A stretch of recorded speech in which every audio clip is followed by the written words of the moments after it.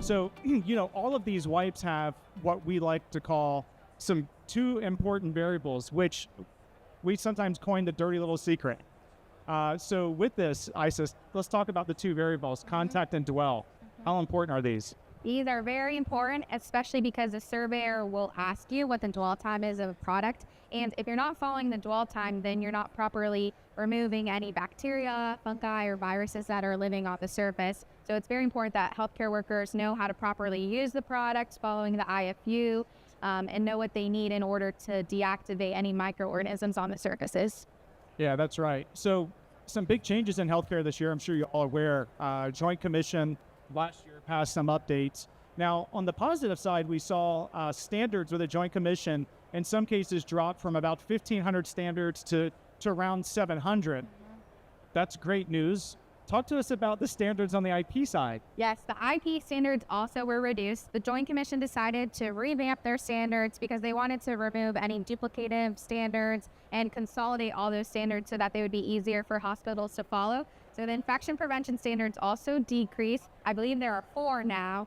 And they actually created a new standard, which was controlling any outbreaks and making sure that your facility is well equipped to handle those outbreaks.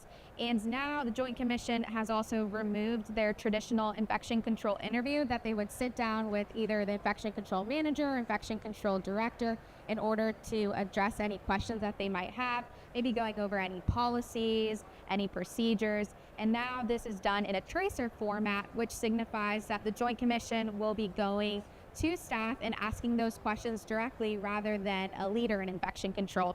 So that can definitely cause some new things. So guys, if you didn't catch that is a huge change. So before, hospital organizations that have the ability of infection prevention running Joint Commission through the audit, and they would ask questions about various pieces of equipment and how do you clean this and what chemical do you use and what's that SOP look like, and the expert could answer this question historically. Now it is outcome focused. They're going to be walking the floor, the auditors, and speaking to healthcare workers throughout the floor. Hey, how do you clean that glucometer? What is the process for cleaning that keyboard? Oh, you use this disinfectant. Okay, well, with that disinfectant, how long must that disinfectant remain wet on the surface, right? So this is a huge change. This is something we've never seen. Yes, like I said, they are focusing on those tracers. They'll ask staff directly. They also typically will identify a few patients to follow and trace throughout their survey process too. And that could include a patient that is on isolation and that has an infectious disease. All right, so big changes. Therefore, it calls for big innovation changes, which we've been working on. So we'll move along into some more of the interesting aspects, but to give you a backdrop of how important the bridge between IP and IT really is within healthcare. So this video on the screen is one of our keyboards on a cart. This is actually a nurse cleaning the keyboard. And what we find typically is that they spend less than 5 seconds cleaning the keyboard. So they're going to pull a wipe out of a canister and they're going to wipe left to right, right to left, up and down if you're lucky, maybe diagonally. But at the end of the day, the issue becomes the two variables that we spoke of earlier. We have both coverage, so we must have full contact of the chemical, and we must have dwell.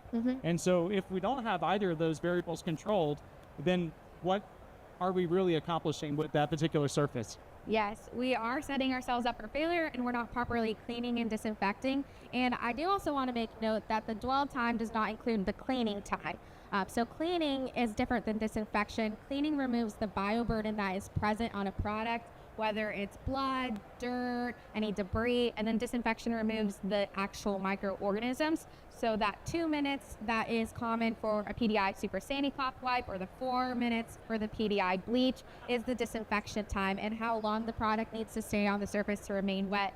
And like Christian says, a lot of time nurses or any CT techs, they're going from patient to patient and they're not following those full contact times because they are moving to the next patient.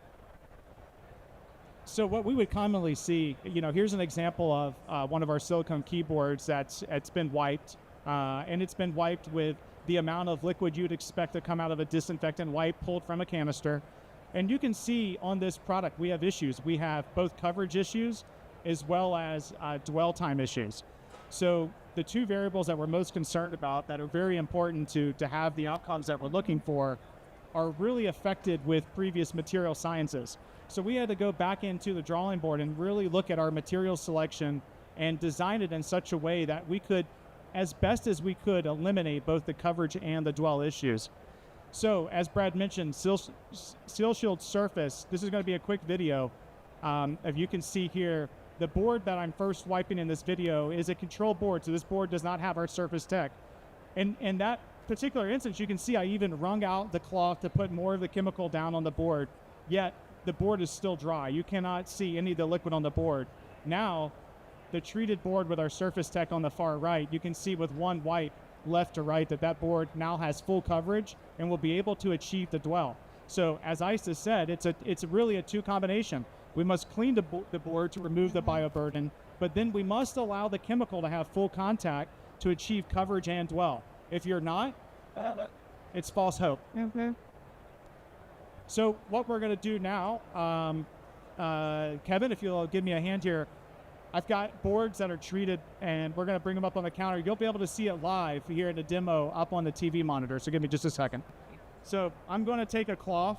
This cloth is containing right now just water because I'm not wearing gloves, so I'm not going to glove up and touch a chemical. But in all disinfectants, the major carrier in the formulation is water. So water is what is allowing the chemical to be distributed to that surface. So live, you're going to see that I'm going to wipe this board down. Can anybody see coverage or dwell? Let's be a little more egregious. I'm going to pour water onto this board. Is the coverage any better? So that's what you could expect with typical sciences and material sciences that you would find in your average medical grade keyboard. It is impossible to get coverage and thus to get dwell. So now I'm going to bring up the surface tech. Any comments on that, Isis? Well, this is something that we commonly see, especially this probably will leave streaking once it is dried, which is a big issue in healthcare, especially because streaking can indicate miss areas that were not cleaned and disinfected, which would also cause an issue. That is correct. We hear about that all the time. By the way, if any of your healthcare organizations have ever seen, the total dissolved solids left behind from the chemicals, that's also why our boards are washable. So you can easily remove those total dissolved solids, with a wash post-disinfection.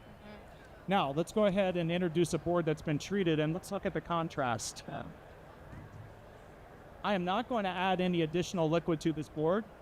I am only going to wipe left to right. Remember that video showed the healthcare workers spending roughly 5 seconds cleaning the keyboard. So the technology that we engineered had to be very intuitive and had to take no additional training to ensure full coverage.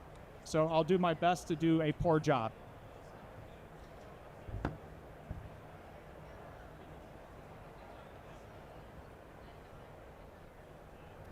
think that's very night and day. You can see that it's adequately covered now. Yeah. Mm-hmm. So this is the Seal Shield surface tech, right? This is where we're going to be bringing our new material sciences into our medical grade peripherals to ensure that we truly are bridging the gap between IT and IP. Yes, and as you can see there, there's going to be less potential, if not any, for streaking because it's adequately covered too. Because streaking results as the effect of areas that are missed during the cleaning and disinfection process. Yeah, absolutely. Well, Isis, it's been a pleasure as always having you up on this stage. Yes, thank you, Christian. Thank you so much for sharing in the innovation, and we look forward to future conversations and continued innovation. Perfect. Thank you, Christian. You're welcome.